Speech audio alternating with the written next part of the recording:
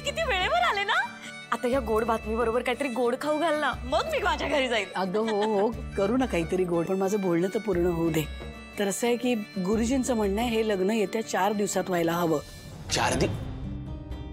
नाहीतर पुढे 6 महिने मग मुहूर्तच नाहीये। होईल सगळं, होईल 4 दिवसात सगळं। म्हणजे आपल्याला जरा जास्त कामं करावी लागतील, पण एकत्र आहोत ना आपण, सगळे करू।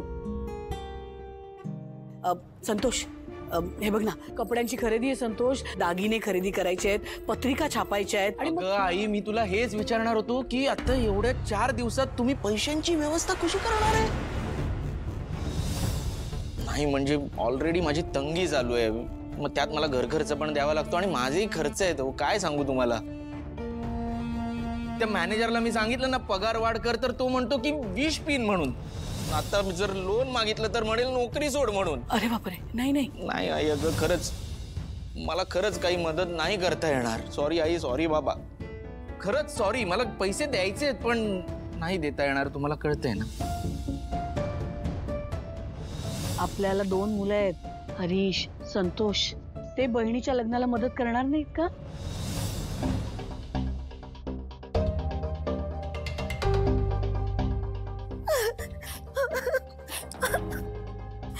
संतोष तू कमवतोस तरी रे, माझं वेलीचं बघ ना, मी तर काही कमवत पण नाहीये। नाही मंगल मंगल मंगल शांत हो। अशा जर मी याला म्हटलं ना की माझ्या आई बाबांना मला मदत करायची, थोडे पैसे द्या, तर मारहाण करतील मला। याचा विचार करून ना जीव गुदमरतोय माझा, भीती वाटते, भीती वाटते। मंगल मंगल शांत हो, शांत, रडू नको ताई, खरंच तू शांत हो, रडू नको, अजिबात रडू नको। मंगल अगं रडू नकोस।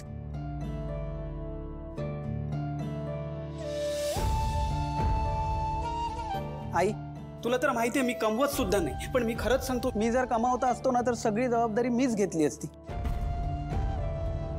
आता इथे इथे तुम्हाला सगळ्यांना माहिती आहे मला माझ्या स्टार्टअप साठी सुद्धा लोन मिळत नाही।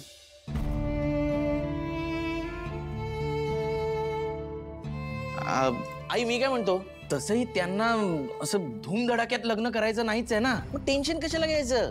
आपणही साध्याच पद्धतीने लग्न करू, म्हणजे आपल्यालाही खर्च कमी येईल ना। हा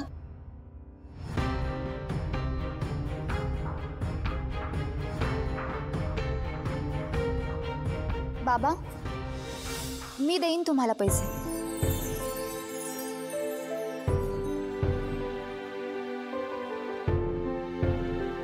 हो बाबा, तुम्हाला किती पैसे लागतात ते तुम्ही मला सांगा, मी देईन तुम्हाला पैसे। भावनाताईचे लग्न तुम्हाला जसं हवं तसंच होईल। आई आज खूप मजा आली ना। आई बाबा बोलले की तू पण आमच्यासोबत आईस्क्रीम खायला येणार। हो, मी घरी आईला काहीच नाही सांगितलंय, ती माझी वाट बघत असेल। कशाबद्दल सांगितलं नाही? मला आनंदी म्हणत होत्या की इथून आपल्याला आईस्क्रीम खायला जायचंय।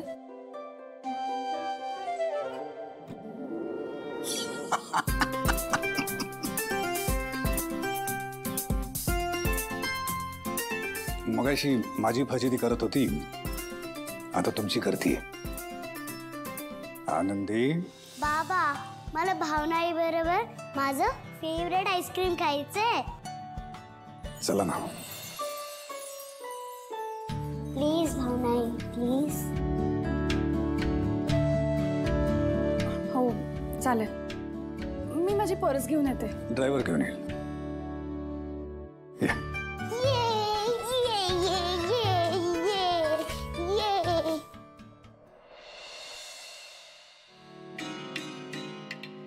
हो हो हो, हळू हळू हळू।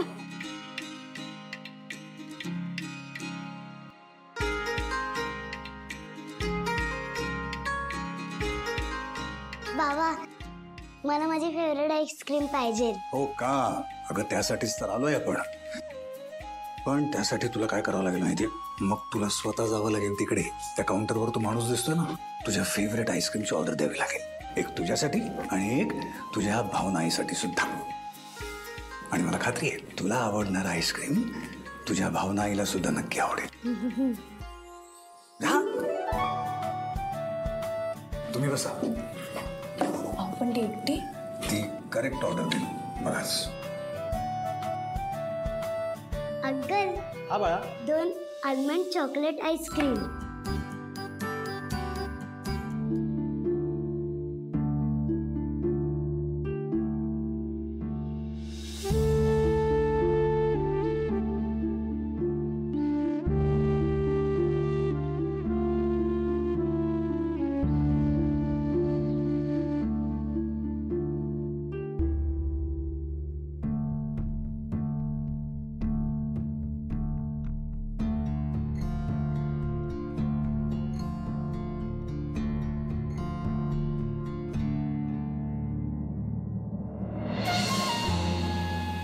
काय झालं व्यंक्या?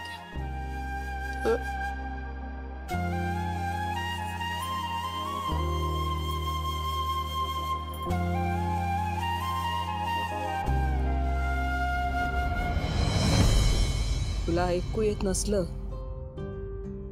तरी कोण काय म्हणते हे जाणवतंय तुला. त्याचंच वाईट वाटतंय ना व्यंक्या तुला. कोणी काही म्हणू देत, सोडून देत, निदान मला ऐकायला येत नाही असं म्हणायची सोय तरी आहे तुझ्याकडे.